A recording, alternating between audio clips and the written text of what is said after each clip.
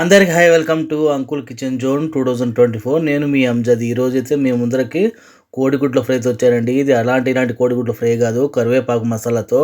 Taste మాత్రం చాలా బాగుంటుందండి. ఇది తప్పకుండా మీకు చాలా బాగా నచ్చుతుంది. ఇంకెందుకు ఆలస్యం వచ్చేయండి మన రెసిపీలోకి. ఇప్పుడు ఏం చేద్దాం, ఇక్కడ నేనైతే 6 కోడిగుడ్లను తీసుకున్నాను. దీన్ని అయితే ఉడకపెట్టేద్దాము స్టవ్ని మీడియం ఫ్లేమ్లో పెట్టి.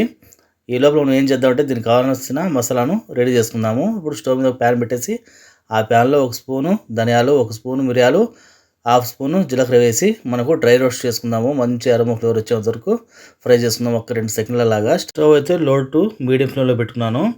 ఇప్పుడు మనకు మంచి అరోమా ఫ్లేవర్ అయితే వచ్చింది. ఇప్పుడు ఒక గుప్పెడు కరివేపాకును వేసి మనము కరివేపాకు కూడా పచ్చివాసన పోయేంత వరకు కొంచెం ఫ్రై చేసుకుందాము. స్టవ్ అయితే లో టు మీడియం ఫ్లేమ్లో పెట్టుకోండి. మసాలాలు మనకు కాలవు. ఇప్పుడు మనకు ఈ మసాలాను రెడీ అయిపోయింది కదా, చల్లారి పెట్టడానికి పక్కన పెట్టేద్దాము. ఆ లోపల మన ఉడికేసిన కోడిగుడ్డు అయితే ఉడికిపోయాయి.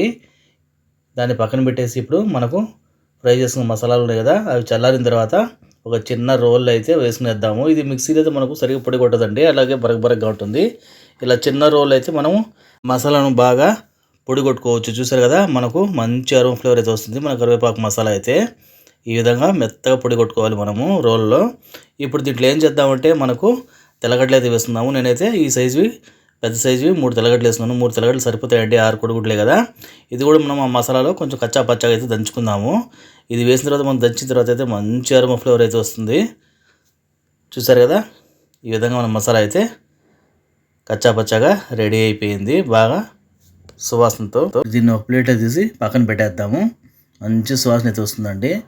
తర్వాత మనం ఏం చేద్దామంటే స్టవ్ మీద ఒక ప్యాన్ పెట్టేసి ఆ ప్యాన్లో 3 చెంచాల నూనె అయితే పోసుకుందాం. నూనె అయితే కొంచెం పడుతుందండి దీనికి, ఎందుకంటే మనకు మసాలా మొత్తము కలవాలి, అట్లాగే కోడిగుడ్డు ఫ్రై కాబట్టి 3 చెంచాల నూనె అయితే సరిపోతుంది. నూనె వేడెక్కిన తర్వాత ఒక పెద్ద సైజు ఎరగడ్డను చిన్న చిన్న ముక్కలు కోసి మనము ఒక 50% మగ్గేంత వరకు ఫ్రై చేసుకుందాం. ఒక 2 సెకండ్ల లాగా. స్టవ్ అయితే నేను ఇప్పుడు మీడియం ఫ్లేమ్లో పెట్టాను. చూసారు కదా, మనకు ఎరగడ్డలు అయితే కొంచెం కలర్ వచ్చాయి. ఇప్పుడు ఒక 1/4 స్పూన్ పసుపు వేసుకుందాం. అలాగే రుచి తగ్గ ఉప్పు వేసుకొని మొత్తం బాగా మిక్స్ చేసుకుందాము. ఈ కరివేపాకు కోడిగుడ్డు ఫ్రై అయితే చాలా బాగుంటుందండి. పప్పన్నంలో కానీ రసమన్నంలో కానీ చాలా హైలైట్గా ఉంటుంది. టేస్ట్ కూడా చాలా యూనిక్గా ఉంటుంది. ఇప్పుడు దీంట్లో 1 స్పూను కారం అయితే వేసుకుందాము. కారం వేసిన తర్వాత మొత్తం ఎరగడ్డలు బాగా మిక్స్ చేసుకుందాం మనము. ఇప్పుడు మనం ఏం చేద్దామంటే కట్ చేసి పెట్టుకున్న కోడిగుడ్లు ఉన్నాయి కదా, సగం సగం అయితే కట్ చేసి పెట్టుకున్నాండి. ఈ విధంగా ఆ కోడిగుడ్లు మొత్తం వేసుకోవాలి. కోడిగుడ్లు వేసిన తర్వాత మనం ఎలాంటి అలా కలుపుకుండా ఒక సైడ్గా అయితే కలుపుకుందాం మనము, ఎందుకంటే కోడిగుడ్లు మనకు విరిగే ఛాన్సెస్ ఉంటాయి. ఆల్రెడీ కట్ చేసి పెట్టాం కదా మనము. ఇప్పుడు దీంట్లో మనం పొడి కొట్టుకున్న కరివేపాకు మసాలా ఉంది కదా, అది వేసేసి నిదానంగా 4 పక్కల మనము ఈ విధంగా ప్యాన్తో కలుపుకుంటుండాలి.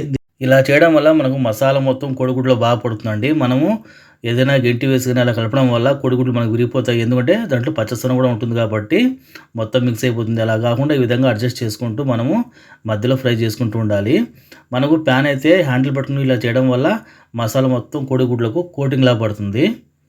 చూసారు కదా, 1 నిమిషం అలాగా పెట్టి కలుపుకుంటూ ఉండాలి. స్టవ్ అయితే నేను లో టు మీడియం ఫ్లేమ్లో పెట్టాను ఇప్పుడు, ఎందుకంటే పొడి మసాలాలు వేసాం కదా, అది మనకు మాడకుండా ఉంటాయి. ఈ విధంగా కలుపుకుంటూ ఉండాలి మధ్య మధ్యలో. చూసారు కదా, మన కోడిగుడ్లు తిరుగుతుంటాయి, మసాలా కూడా దానికి కోటింగ్లా పడుతూ ఉంటుంది. మనం గరిటెతో కలిపేదానికన్నా ఈ విధంగా చేయడం వల్ల మసాలా మనకు కోడిగుడ్లకు బాగా పడుతుందండి. నేను ఈ మసాలా క్వాంటిటీ ఒక 6 కోడిగుడ్లకు సరిపోయేంతగా చేశానండి. మీరు ఎక్కువ చేసుకుంటే దాన్ని డబుల్గా క్వాంటిటీ వేసుకునే మసాలాలు వస్తువులు. చూసారు కదా, మనకు మంచి అరోమా ఫ్లేవర్తో మన కోడిగుడ్లు అయితే ఫ్రై అవుతున్నాయి. స్టవ్ అయితే తప్పకుండా మనం లో టు మీడియం ఫ్లేమే పెట్టుకోవాలి. హై పెట్టకూడదు, మీడియం పెట్టకూడదు, ఎందుకంటే మనం ఆల్రెడీ ఫ్రై చేసిన మసాలాలు వేసాం కాబట్టి ఎక్కువ ఫ్రై అవ్వాల్సిన అవసరం లేదు. ఈ విధంగా లో టు మీడియం పెట్టుకున్నామంటే మనకు మసాలాలు మాడకుండా టేస్టీగా ఉంటాయి, అలాగే కోడిగుడ్లకు కూడా కోటింగ్లా పడతాయి. చూసారు కదా, ఈ విధంగా మధ్య మధ్యలో అడ్జస్ట్ చేసుకుంటుంటే మనకు కోడిగుడ్డుకు అన్ని పక్కల మసాలా బాగా తగిలి ఫ్రై అవుతుందండి. మన కరివేపాకు కోడిగుడ్డు ఫ్రై అయితే రెడీ అయిపోయింది. టేస్ట్ మాత్రం వీర లెవెల్లో ఉంటుందండి. ఎందుకు ఆలస్యం వచ్చేయండి. ఇప్పుడు దీన్ని ఏం చేద్దామంటే ఒక బౌల్ అయితే తీసేద్దాము. చూసారు కదా, చూడడానికి ఎంత కలర్ఫుల్గా ఉందో, టేస్ట్ మాత్రం చాలా బాగుంటుందండి. దీన్ని తప్పకుండా ట్రై చేయండి. రసమన్నం కానీ పప్పన్నం కానీ చాలా హైలైట్గా ఉంటుంది. ఇది డిఫరెంట్ టేస్ట్గా, చాలా యూనిక్ టేస్ట్గా ఉంటుంది. మీకు నచ్చితే లైక్ చేయండి, సబ్స్క్రైబ్ చేయండి, షేర్ చేయండి. Thanks for watching me.